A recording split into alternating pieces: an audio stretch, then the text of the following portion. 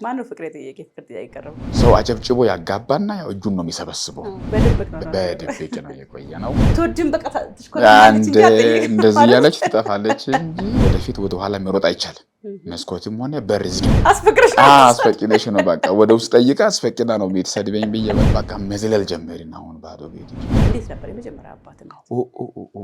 ምጡ ሲመጣ 25 ብር ነው ያለው ኪስ 25 ብር ብቻ ስለዚህ ማስሮላል ብላ አሰብ አርብ በስማ ደግሞ ስለመጣ ደገምክ ልጅ ኪቷል ባጋ ከው ብሎ እዛው ነው ለነደው ይደውላሉ። በቃ ከዛ ይሄ የልብ ቅርጽ በቃ ወድሻለሁ ማለት ነው።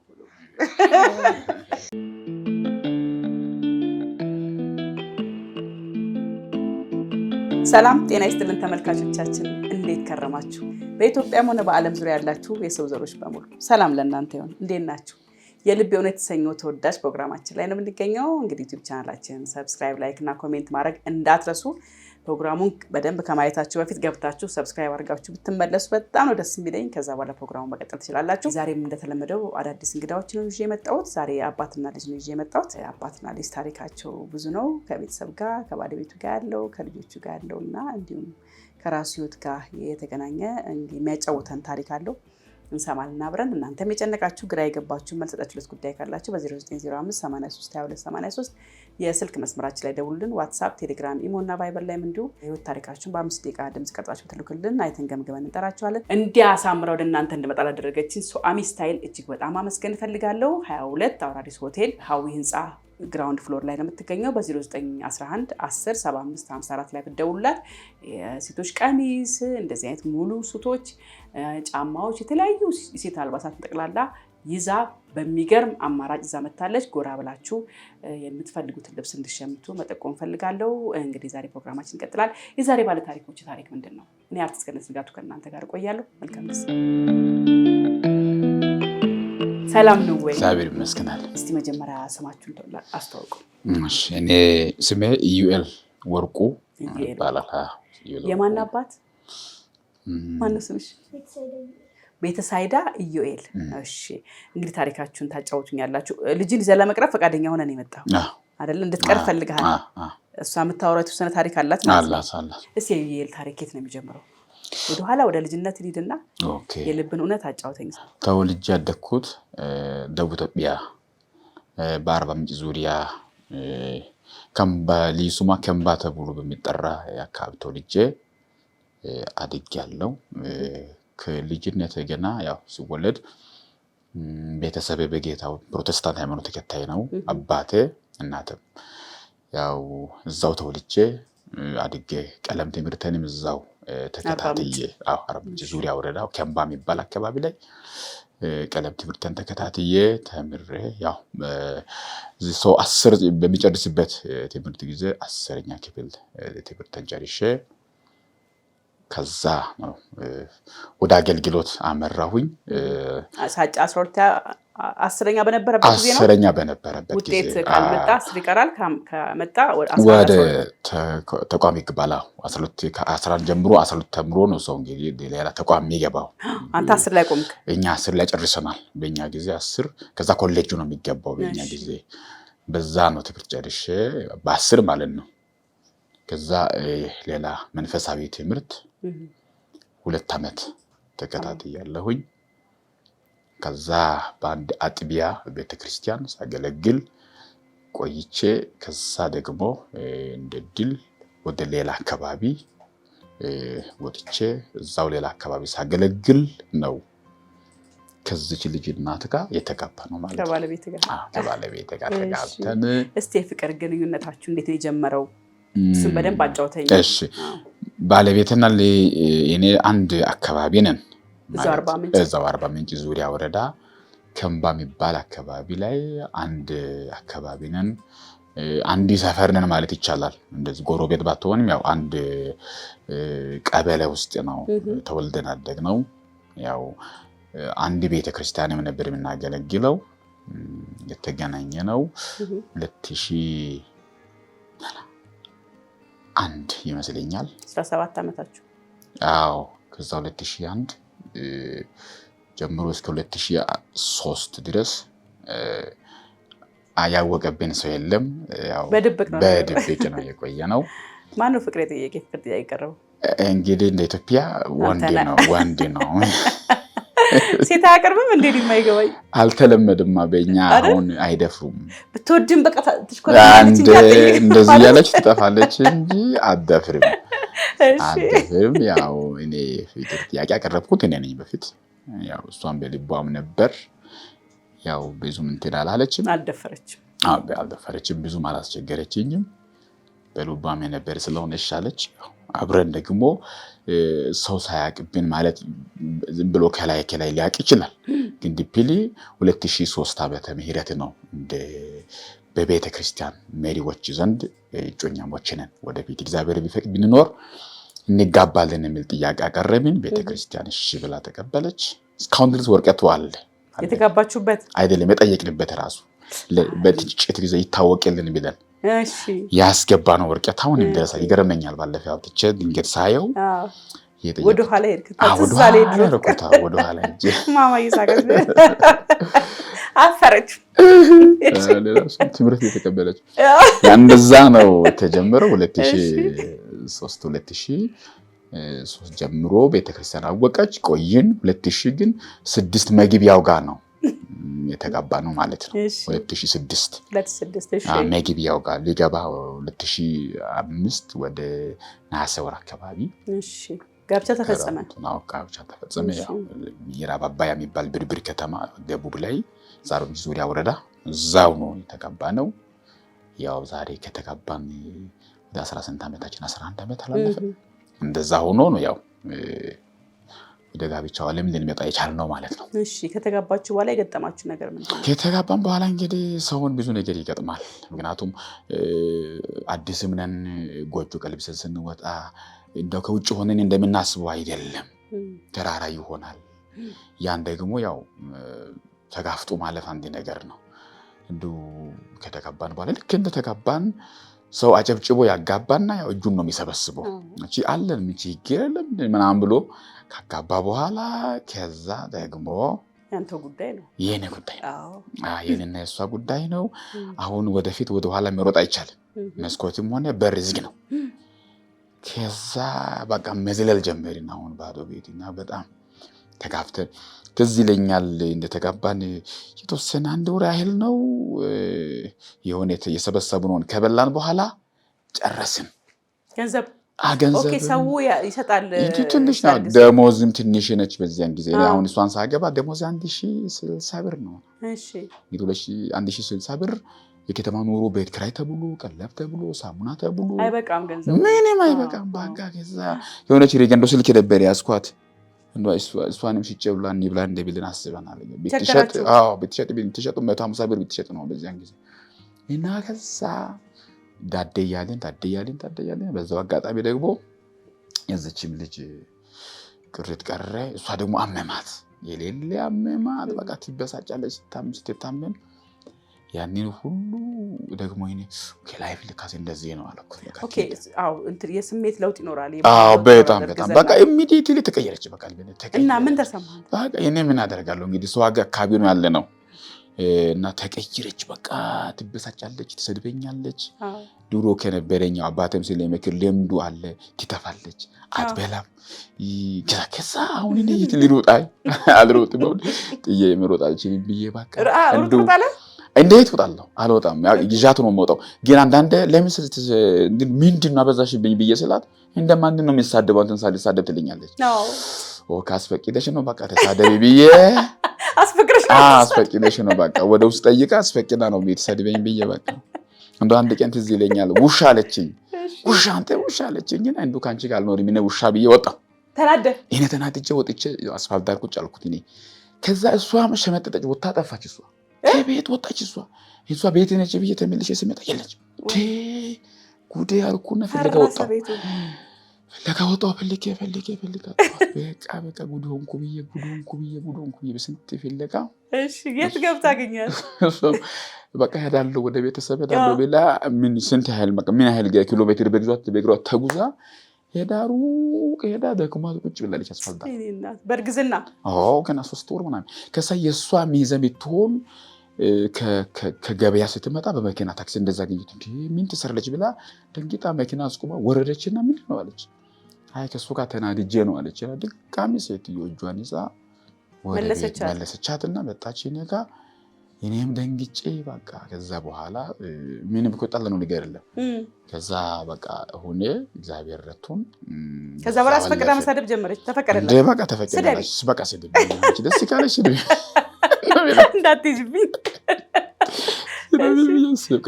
ከዛ ነው ወደ ሌላ አካባቢ ደግሞ ወጣን። ከዛ ከቢራ አካባቢ ወደ ጉጂ ኦሮሞ የሚሉት በዚህ በሐዋሳ አድርገን ወደ ሞያሌ መስመር ሌላ ቤተክርስቲያን እዛው ለአገልግሎት ተጠርተን ሄድን። እዛ መኖር ጀመርን 2007 2008 2009 እዛው ቆየን።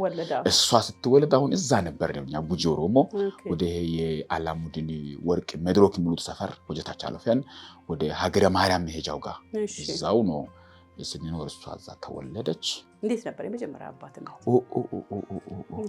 ስትወለድ እንግዲህ በጣም አስቸጋሪ ጊዜ ነበር። እንዴት ምንም አልነበረኝም በዛ ስትወለድ። እሷም ስትወለድ በጣም ኑሮ ከበድ ሆነ። በጣም ከባድ ሆነ። 25 ብር ብቻ በኪሴ ነበር።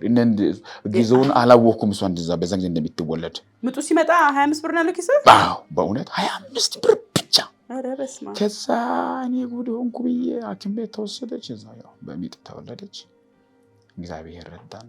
እዛው የተወሰነ ጊዜ እሷ አንዳንዴ ስንናገር ታለቅሳለች። እሷ ያለብንበትን እንደዚህ ቢለን ነው አንቺን ወልደን ብዬ ስናገር በቃ ብላ ታለቅሳለች።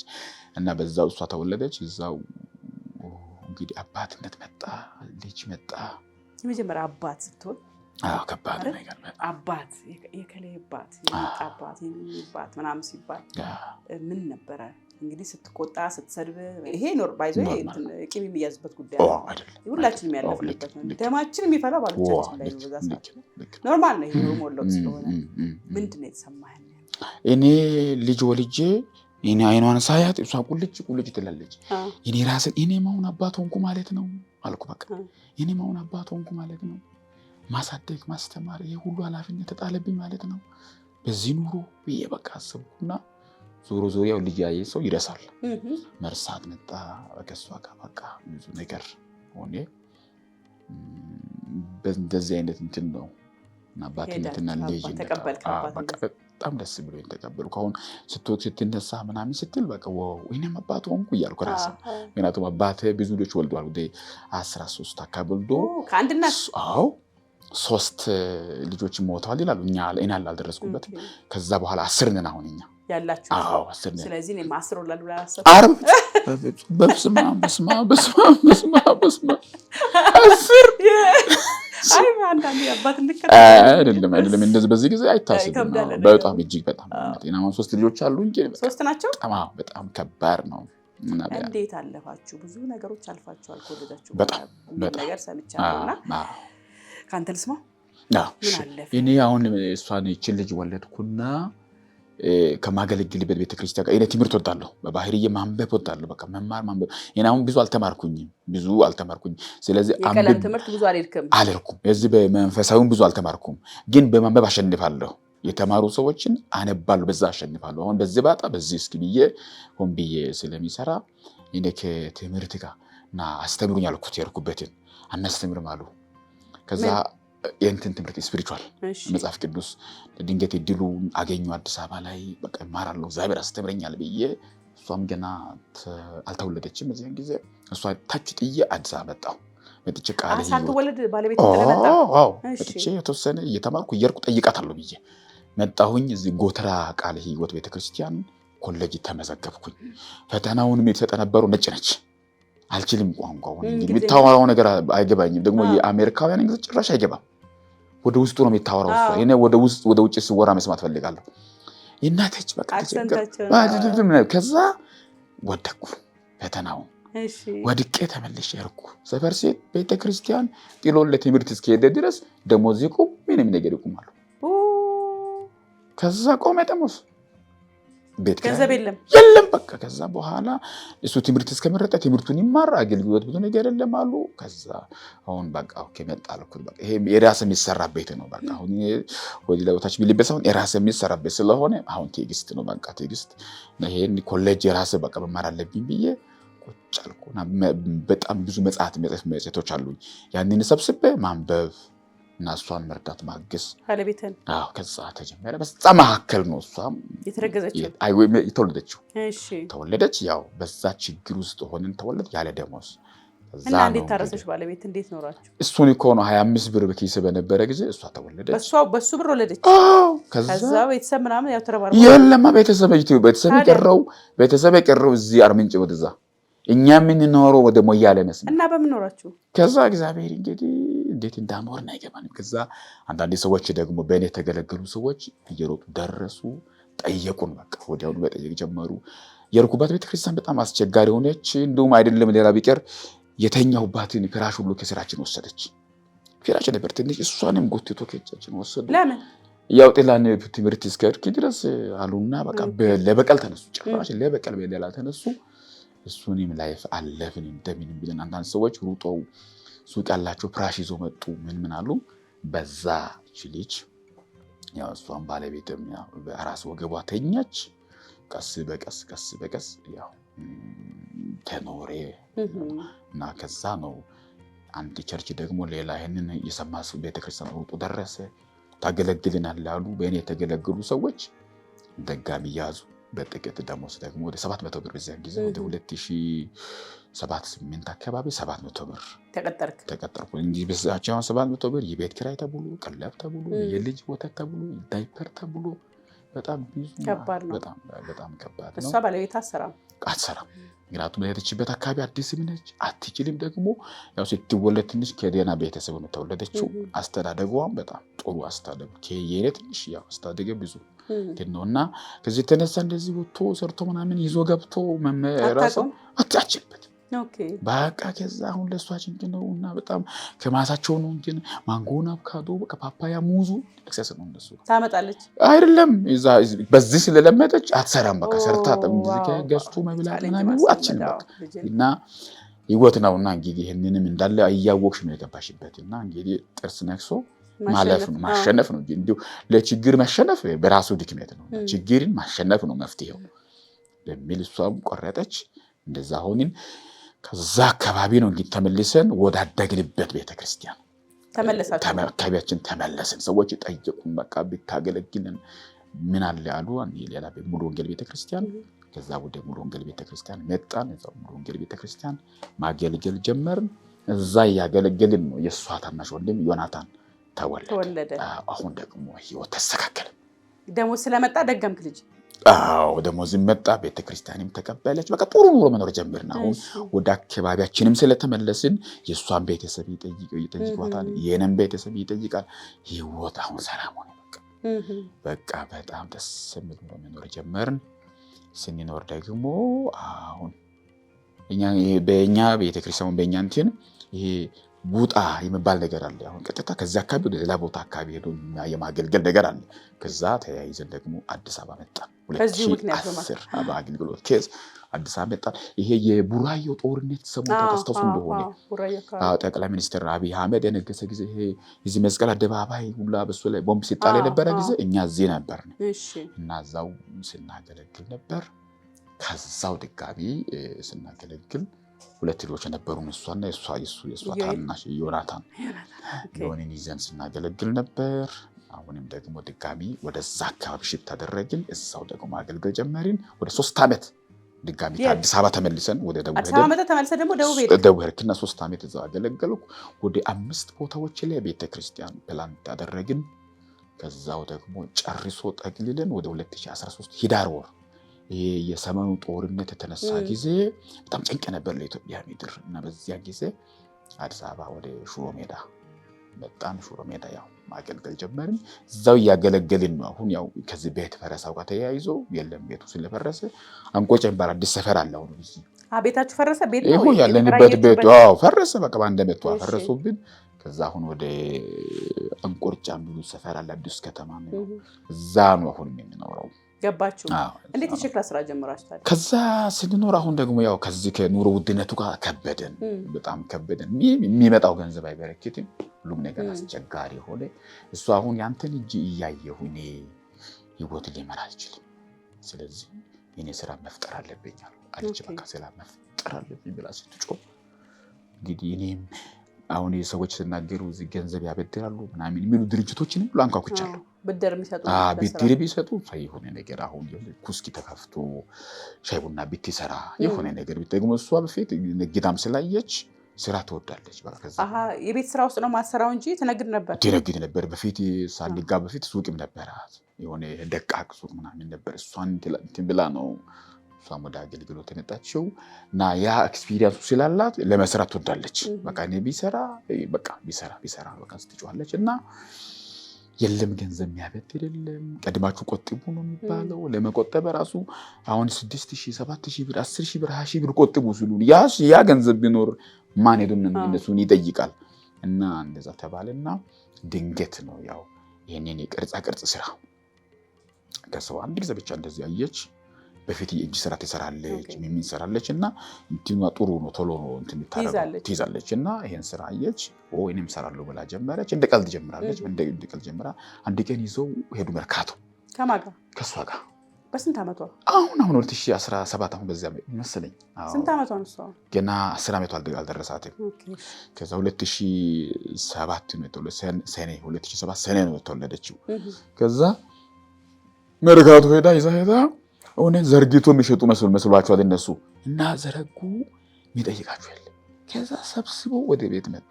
ደንግጠዋል። በቃ ኬው ብለው እዛው ነው ለነደው ይደውላሉ። በቃ ከዛ ምን ሆናችኋል? እንደዚህ ቀጥ ብላችሁ ነው ወደዚህ። ቀጥ ብሎ መጡና አሁን እንዴት ነው የሚሰራው? ከዛ ጠጋ ብላ አንደኛዋ ስትጠይቅ እንደ ተዘርግቶም አይሸጥም እና ሱቅ ለሱቅ እንደዚህ መጠጥ ቤቶችን ምግብ ቤቶችን እየዞሩ ይሄ የኛ እንትን ነው ብላችሁ አሳዩ። ከዛ ይገዛሉ። ያው ከዛ በዚህ ነው እንግዲህ እሷ የተወሰነ ይዛ ትሄዳለች። እሷ ከእጇ ትወስድና እንደዚህ ታዞራለች። ሰዎች እና ትሸከማለች። እሷ በቃ ትዞራለች ይዛ። በዚህ ነው ስራውን መስራት ጀምረዋል። እንደዛ ነው አሁን እየገፉ ያሉት።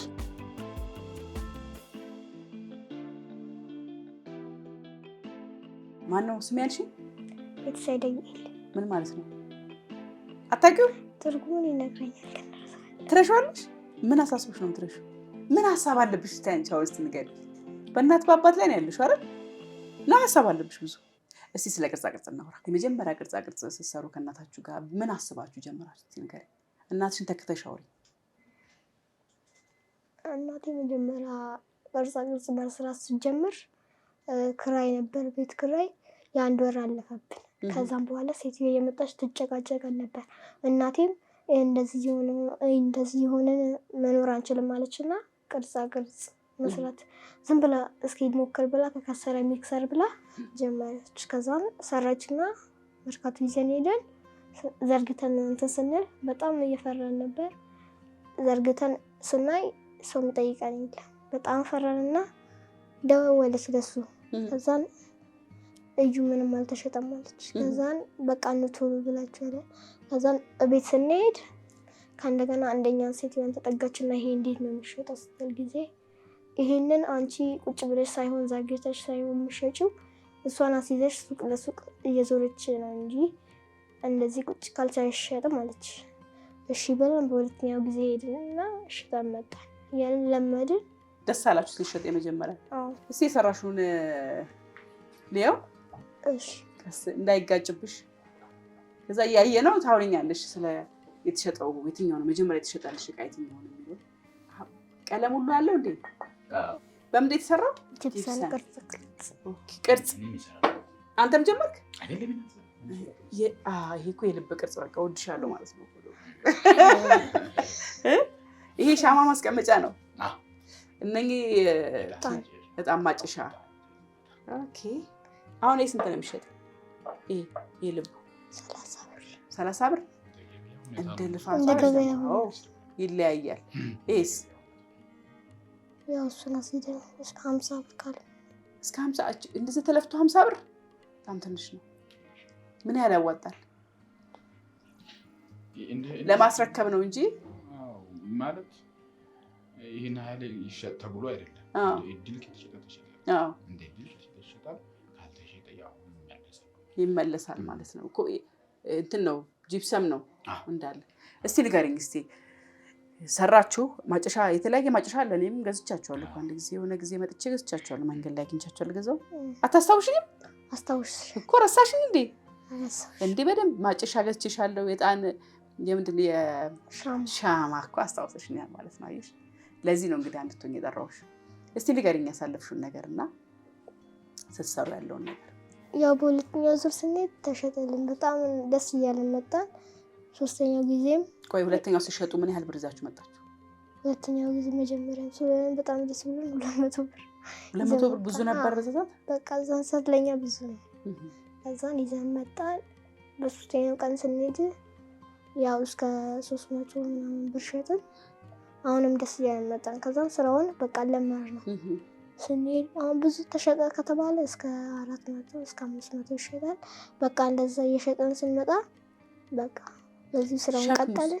ሸክሙስ ከባድ ነው ሸክሙ? እስቲ ሲሰሩ በጣም ከበደል ሸክሙ። ማን ነው የሚሸከመው? ግማሽን የምሸከማለሁ፣ እናቴም ትሸከማለች። ትችያለሽ? ያው እንደ አቅምሽ። ስትሰሪ ለምንድን ነው ከዮናታን ጋር የምትታዩ? ዮናታን ምንድን ነው ይሰብርብሻል? ይጠላል፣ ዕቃ ይሰብራል፣ ያበላሻል። ስለዛ በቃ ትቀጫዋለሽ? አዎ። እንዴት ነው የምትቀጪው? እስቲ እንዴት ነው የምትናደጂው? ንገሪኝ እስቲ። ምንድን ነው የሚያደርግብሽ? መጥቶ ይወስደዋል? ይቀማሻል? መቀማት አይቀማም። ስትሰሪ አጠገብሽ ሆነና እቃውን ይነካካል። ሲነካካ ደግሞ ይበላሻል።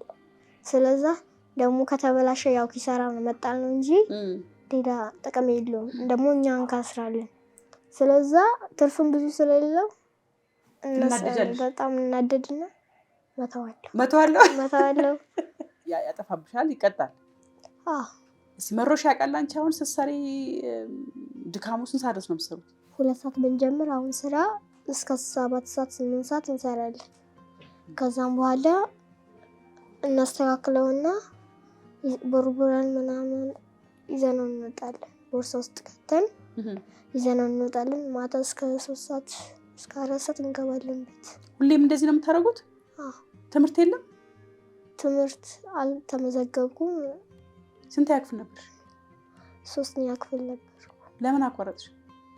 ያው አባቴም በዛን ጊዜ ክራይም ነበር፣ ብርም አልነበረውም። ከዛም በኋላ አባቴ ለክራይም ተብሎ ተከሶ ነበር፣ ብዙ ነገር ነበር በዛን ጊዜ። ከዛን በዛ ሁኔታ ቀረ። ትምህርትሽ ቀረ? ሁለተኛው ልጅ ስንት ዓመቱ ነው ወንድምሽ? ወንድሜ 6 ዓመቱ ነው። አልተማረም? እሱም አልተማረም። አልገባም? አዎ ኬጂ 3 አልተመዘገበም። ለምንድን ነው ያልተመዘገበው? እሷ እንዳለችው ያው እዛ እሷ ሰከንድ ተመዝ ዘንድሮ 3 ነው የምትማረው። ዘንድሮ ቤት ገባ 3 ነበር የምትማረው። እሺ አሁን ለቤተ ክርስቲያንም ለግል ቤትም ተብሎ ክፍያው ከባድ ሆነብን። ሰርተን ለማሸነፍ ስንታገል አከራያችን በጣም አስቸጋሪ ሴቶች እና የምትሰድበው ስድብ ጭንቅላትን የሚጎዳ ሆነ እና በቃ ያን ከኪራይ ጋር ተያይዞ እሷ ልክ ዛሬ ተብሎ ዛሬ ካልተከፈለ ንግግሩ ከባድ እና ያው ደሞዝ የለኝም። አሁን የለም ደሞዝ የለም። ከዛ ቆይ ሊመጣ ነው እና እንግዲህ ደሞዝ ማለት ህዝብ ነው። እኛ ጋር አገልግለን ህዝቡ የሚያባውን አስራቱን ሲጥል ነው እኛ በኪራይ የምንከፍለው። ከሷ ንግግር የተነሳ ብዙ ሸሽ ደነገጠ። በቃ ካላስገደልኩ ነው በቃ ዘላ ቸርች ትገባለች። ዘላ ትገባለች ቸርች። የቤት ኪራይ አልከፈለኝም ብላ በቃ አልከፈለኝም ብላ ዘላ መግባት ነው። ከዛ የአውላው ለአዳራሹ ምን ከፍሎ 7000 ብር፣ ለተለያዩ የሙዚቃ መሳሪያዎችን 2000 ብር፣ አንድ ላይ 9000 ብር። እንግዲህ ይሄ ከቀለብ ከቢል ውጪ ነው ማለት ነው ነበረኝ። ከዛ ነው አሁን እኔ ለልጆች ክፍያ ተብሎ 1500 ብር ተጠየቀ ትምህርት ቤቱ።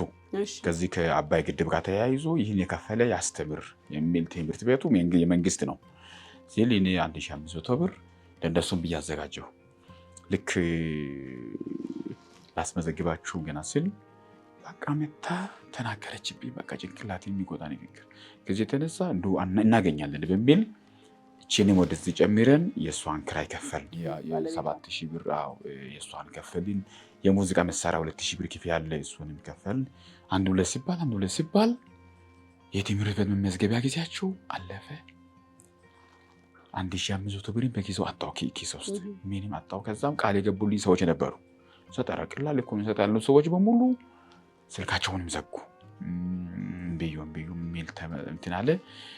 ከዛ አይኔ ያወቁ በቃ ትምህርት ጊዜያቸው ማለፈ። ወደ 2ኛ ወር ገባ። 3ኛ ወር መጣ። በቃ በጣም አዘንኩኝ። በራሴ በጣም እጅግ አዝኜ ከዛ ጠየቅኩ ሰብስቤ ቁጭ ብሎ ልጆቹን ከዛው በዚህ ከዚህ እናንተ አሁን እሷ ከታች ስትነሳ ገና እሷን አገኙ ማለት ይጫሉ። በቃ ወይኔ መጣች ማንን አከራያችንን እዩ ልትሰድብ እየመጣች ነው በቃ ብሉት። ልጆቹ ከዛ ልጆችም ጭንቅላቸው ተጎዳ። እንደምን አይነት ጉድ ውስጥ ገባው እያልኩኝ ነበርና በዚሁ ታስታኮ ትምህርታቸው ዘንድሮ ቀረ። በቃ በብዙ ሀዘን እንትኑ ቤት ኪራይ ብዙ ተዘጋጅ ነበር። ብዙም አልዘገይም። አሁን እንግዲህ ከኪሳ ወጥቼ የምሰጠው ሰው ቃል የገባውን ሲያመጣ ነው። የአሁኑ ሰው ደግሞ ስራም የለውም። አስቸጋሪ ነው። ሰው ሁሉ በቃ ለራሱ ለዚህ ዳቦ ይቸግረዋል። እና ያንን ሰው ተጭኖ እና አምጣ ለማለት ይከብዳል። እና ቤተክርስቲያን ሲሆን ደግሞ ከራስ ኪስ የሚከፍለው ነገር የለ። የሚገለገለው ህዝብ ነው አይደለ? በእኔ የሚገለገል ህዝብ ነው። አምጥቶ ጥሩ ካፒታል አለ። 3 እስከ 4 ወር ያለ እንትን ካፒታል ቀጠልን። ጥሩ አምና ሚያዝያ ወር ነበር የጀመርነው። ግን አድሮ ሲውል ከአንደበቷ የሚወጣው ነገር ሲከብድ ሰው አንድ እየሸሸ ወደኋላ እየሄደ ኧረ እኛ እንፈራለን፣ በዚህን ጊዜ አሁን እናስገድላለን ብሎ የሚያወራ ሰው ከተገኘ እኛ ኑሮ አሸንፎን እዚህ መከራ የምንበላ ሰዎች ሌላ ጣጣ ውስጥ መግባት ለምን አስፈለገ የሚል ነገር መጣ። ከዛ ጋር ተያይዞ ያው እነሱም ትምህርት ዘንድሮ ቀረና በብዙ ሀዘን በዚህ መልኩ እነሱ አሁን ከኔጋ ሰፈር ያሳልፋሉ። እንደዚህ ብለን ዘንድሮ ቁጭ ብለን እንትና ለምንና ስራ ቢፈጠር በእኔ የሚሄድ ቢፈጠር ተብሎ ነው እንግዲህ ወደዚህ ስራ ተጀመረ።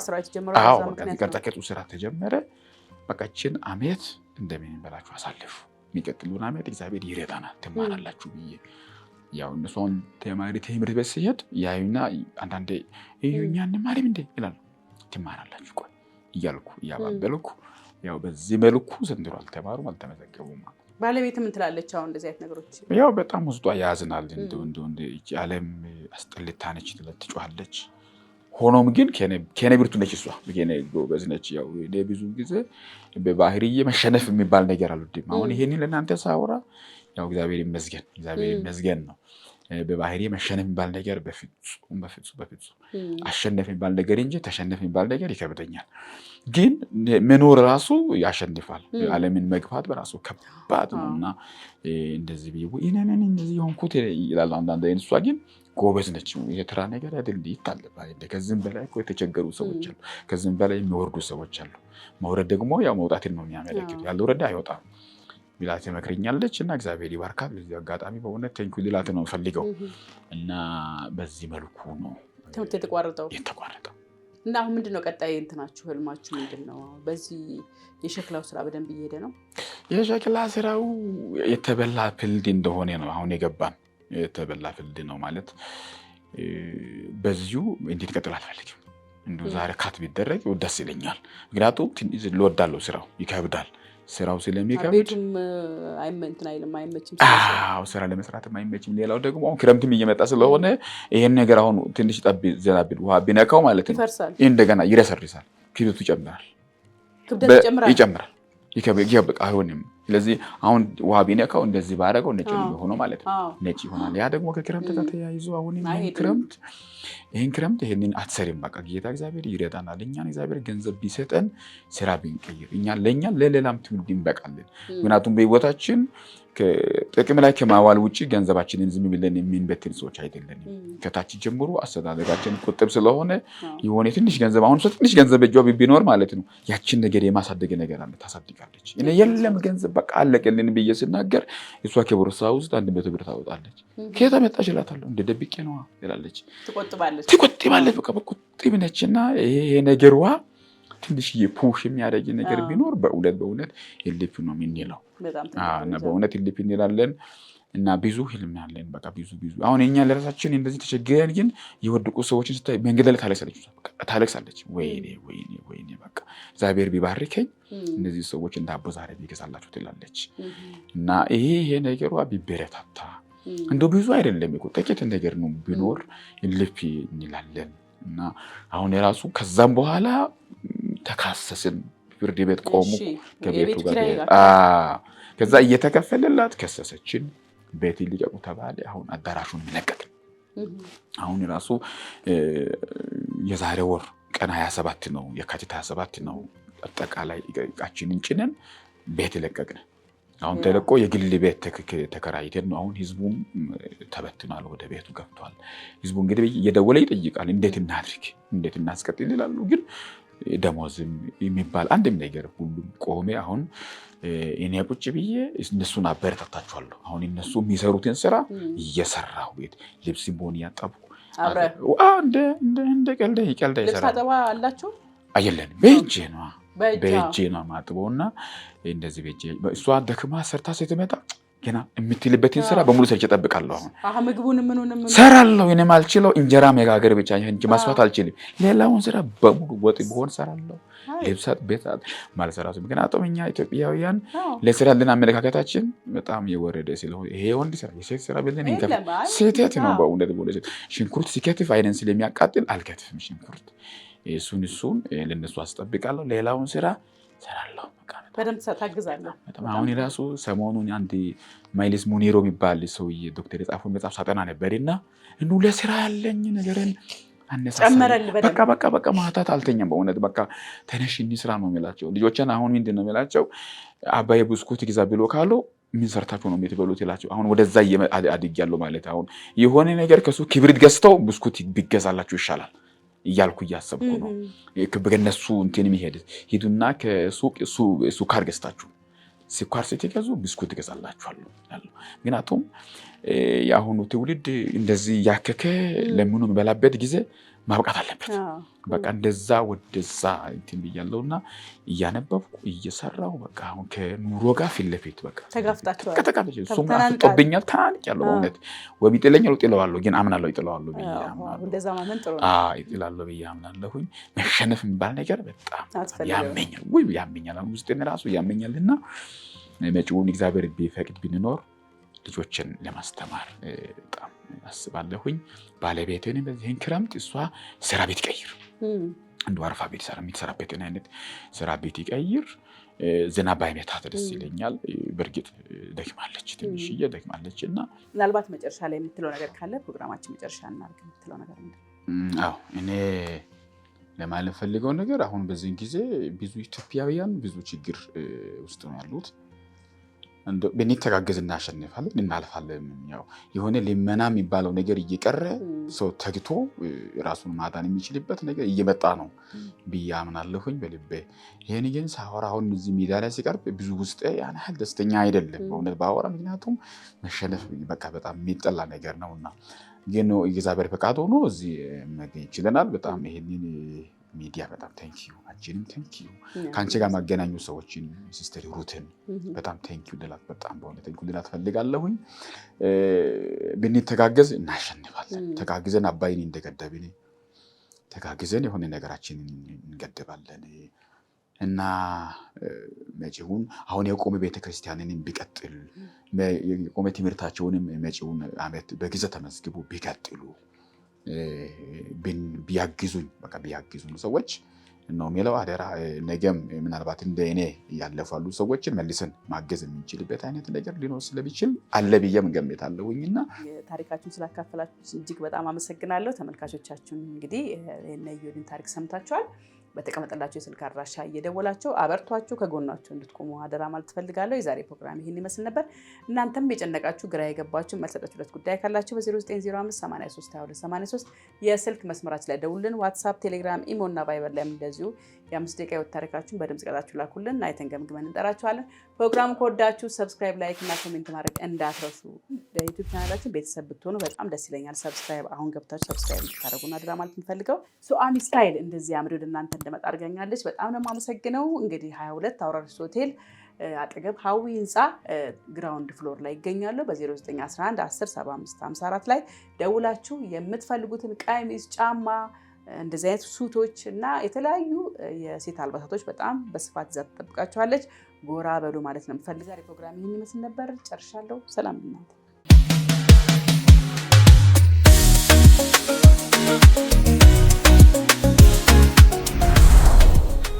ከወገብ ጋር በተገናኘ እንዴት እኮ ይረገፍልሽ? የሆነ ሰው ላይ የተደገፍኩ ነው መሰለኝ። የኔ ሶፋ እኮ ነው። እግዚአብሔር ኬክ የሆነ ሶፋ ነው።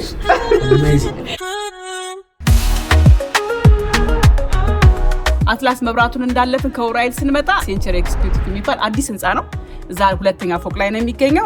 በጣም የሚገርም ቅናሽ ነው። ብትመጡ አሪፍ ነው። 0913 230014 የስልክ ቁጥሩ ነው።